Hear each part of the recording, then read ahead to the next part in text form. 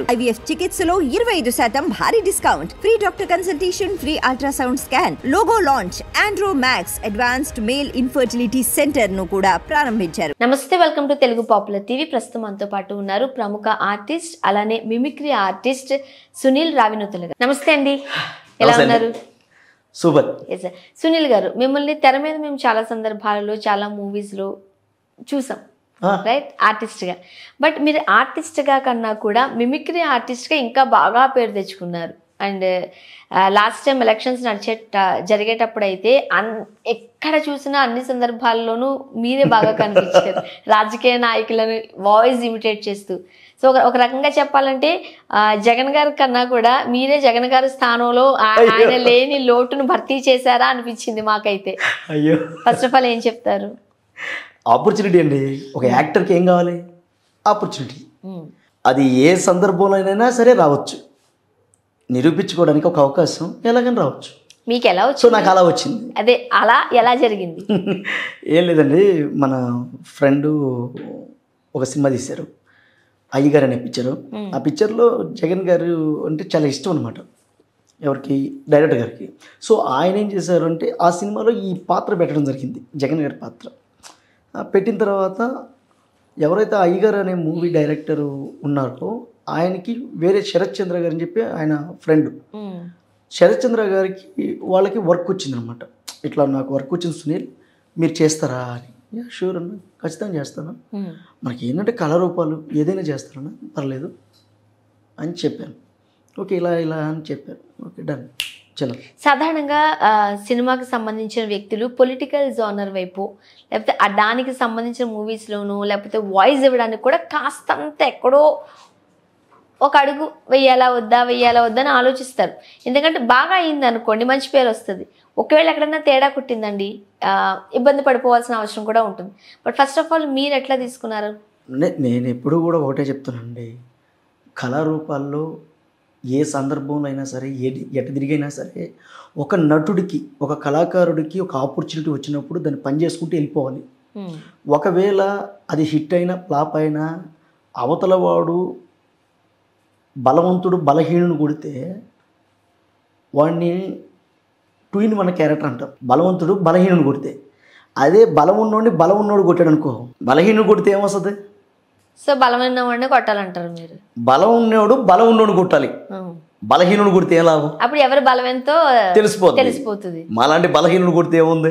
Okay, opportunity 10 రూపాయలు ఇచ్చారు, పని చేస్తాం. అదే ఈగిపోతే వెళ్ళిపోతాం. ఓకే, ఇప్పుడు ఆ 10 రూపాయల కోసం మీరెన్ని వెనకాల మీకేం జరిగింది? ఎన్ని స్టాబ్స్ గుచ్చారు? అట్లా ఏం లేదా?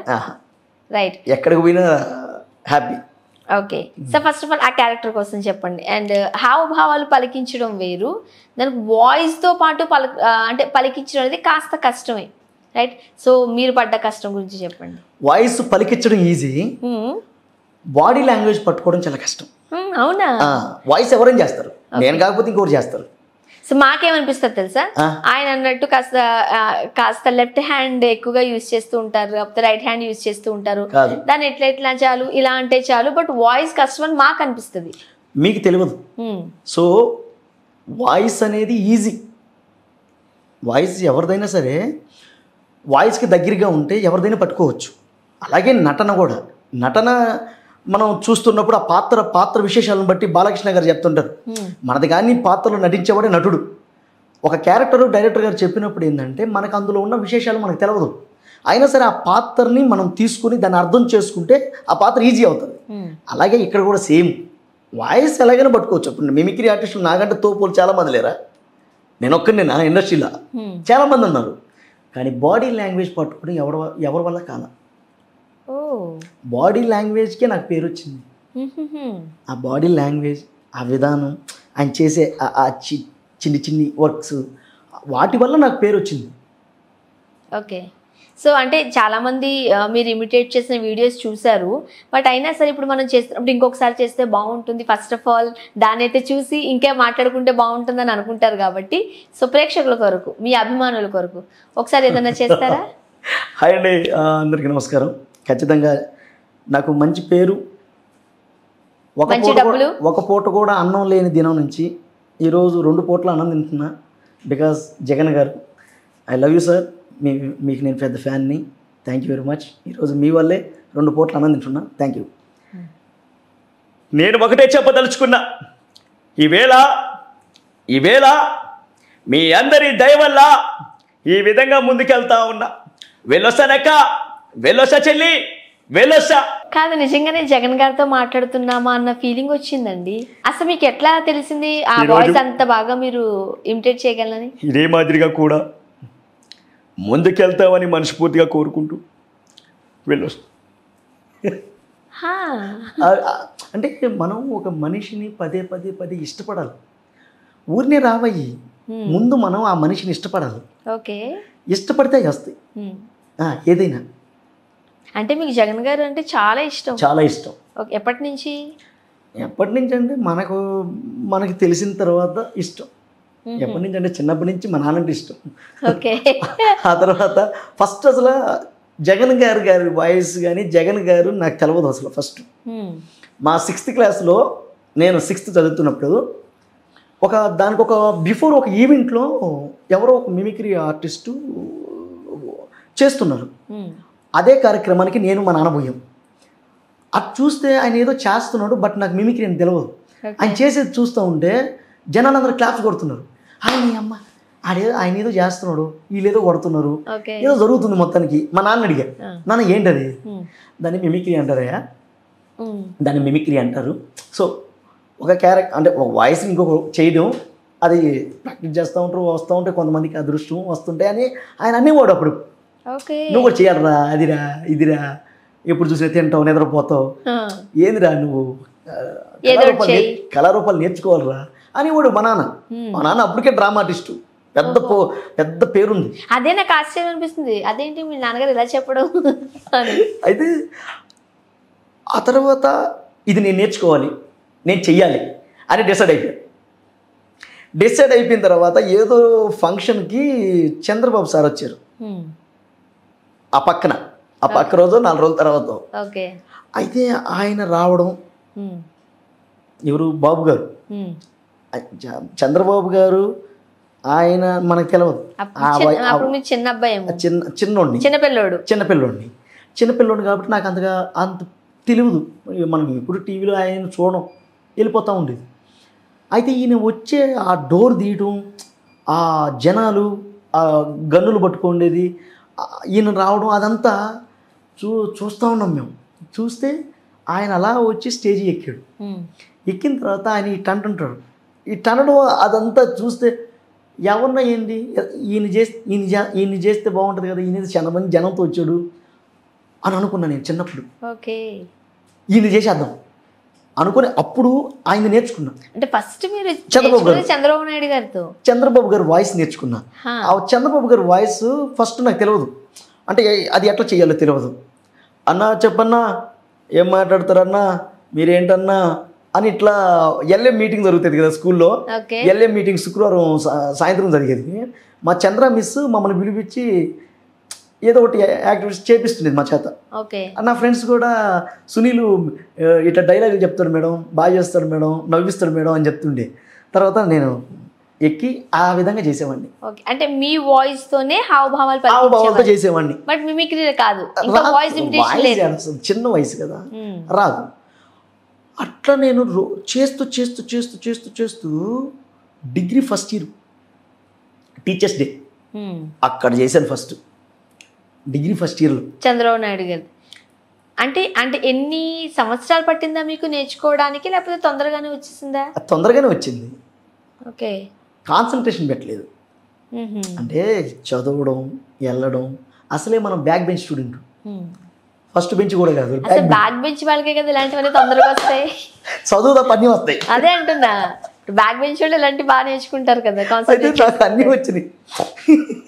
ఈ బ్యాక్ బెంచ్ స్టూడెంట్లు అయితే మేము ఎక్కువ కళారూపాల మీద ఆల్రెడీ మా అమ్మ నాన్న చూస్తున్నాం, వాటి మీద బాగా వచ్చేది.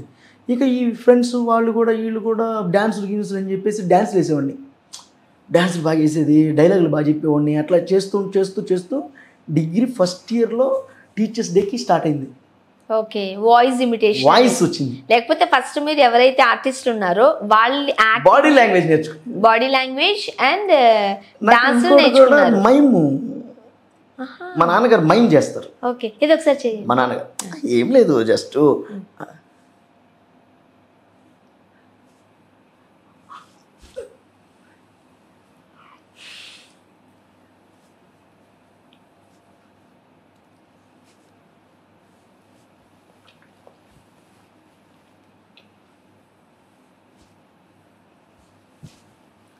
అట్లా మా నాన్నగారు చేస్తుండే. కానీ భలే ఉంటుంది తెలుసండి. మైమ్ అసలు అదిరిపోతుంది. డైలాగ్ ఉండదు కానీ ఇంకా చూస్తే మనం ఎక్కడ మన కళ్ళు అంటే మనం ఐ బ్లింక్ చేసినా ఎక్కడ మిస్ అయిపోతామో అనిపిస్తుంది. ఇంకొక విషయం ఏంటంటే శుభ సంకల్పం అనే పిక్చర్లో జాలర్ క్యారెక్టరు ఉంది. శుభ సంకల్పం అనే పిక్చర్ ఐడియా ఉందా మీకు? కమల్ హాసన్ గారు చేసింది. ఫస్ట్ ఓపెనింగ్ షాట్లో ఆయన జాలరి వేయడం, పడవలోకి వెళ్ళడం, తెడ్డు వేయడం, చేపలు పట్టుకోవడం, ఇదంతా మా నాన్నగారు చేశారు ఫస్ట్ ఒక కార్యక్రమంలో. అక్కడ మా చిన్నతనంలో కేఎస్ఎస్ సార్ వచ్చారు ఆడికి. ఇలాంటి చాలా అద్భుతమైన విషయాలు జరిగాయి మాకు చిన్నతనంలో. మా నాన్నగారు కమల్ హాసన్ గారిని ఊరికే ఆయన నటన గురించి మనం అంత పెద్ద వాళ్ళందరూ కూడా ప్రశంసించేది ఊరికే కాదు. ఒక రకంగా చెప్పాలి అని అంటే అసలు చేయని పాత్ర, లేకపోతే ఆ హావభావాలు, లేకపోతే ఆ మేకప్ విషయంలోనూ ఎన్ని జాగ్రత్తలు తీసుకుంటారు. చాలా మేబీ విశ్వరూపాలన్నీ చూపిస్తూ ఉంటారు. విషయం ఏం లేదు, ఎప్పుడు ఒక నటుడు ఒక పాత్రలో ఉండిపోతానంటే అది కుదరదు. నేను ఒక డైలాగ్ చెప్తానంటే కుదరదు. రకరకాల పాత్రలు, రకరకాల వేషాలు, అందరినీ గమనిస్తూ చూస్తూ ఉండాలి. అలాగే నేను ఆ రోజు చంద్రబాబు గారిని చూశాను. ఫస్ట్ బాడీ లాంగ్వేజ్ నేర్చుకున్నాను.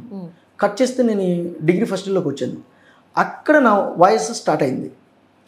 ఇదే మాదిరిగా చూస్తూ ఉంటే చాలా సంతోషంగా ఉంది.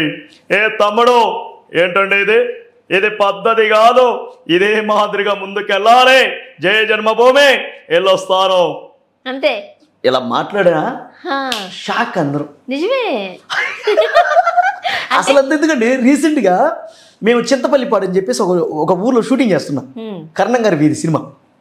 జనాలందరూ వెళ్ళిపోతున్నారు. నేను వెళ్ళిపోతున్న తర్వాత నేను జనాలు వెళ్ళిపోతూ ఉండరు. అక్కడ ఏంటంటే రికార్డింగ్ డ్యాన్స్ షూట్ అనమాట. మామూలుగా డ్యాన్స్ వేస్తుంటే మేము ఎక్కి డ్యాన్స్ చేయాలి. జనాలు కావాలి, తెలుసు కదా విలేజ్లలో జనాలు అలా వస్తారు, టక్కన వెళ్ళిపోతారు. అప్పుడు నేను ఆ ఏరియాలో ఇదే చంద్రబాబు గారి వాయిస్ని అక్కడ డైరెక్టర్ సార్ దగ్గర మైక్ తీసుకొని అప్పుడు ఏ తమ్ముడు ఏంటండి ఇది అలా వెళ్ళిపోతారా అంటే ఇది పద్ధతి కాదు, మేము డ్యాన్స్ వేస్తాం, మీరందరూ ఖచ్చితంగా చూసి క్లాప్స్ కొట్టాలి, ఇదే మాదిరిగా ముందుకు వెళ్ళాలి. ఏ తమ్ముడు కూర్చో ఏంటండి ఇది లేచే వాళ్ళు కూడా కూర్చుని ఉంటారు. అసలు అది ఇప్పటికీ నాకు గుర్తుంది. అసలు ఆ రోజు నైటు అసలు నేను చెప్పలేని అనుభూతి అది. టక్క వెళ్ళే వాళ్ళు ఆగిపోయి మా షూట్ 2:30కి అయింది. 2:30 దాకా అట్టే కూర్చోన్నారు. అయిన తర్వాత మళ్ళీ వాయిస్ చెప్పించుకొని ఆ తర్వాత వెళ్ళిపోయారు వాళ్ళు.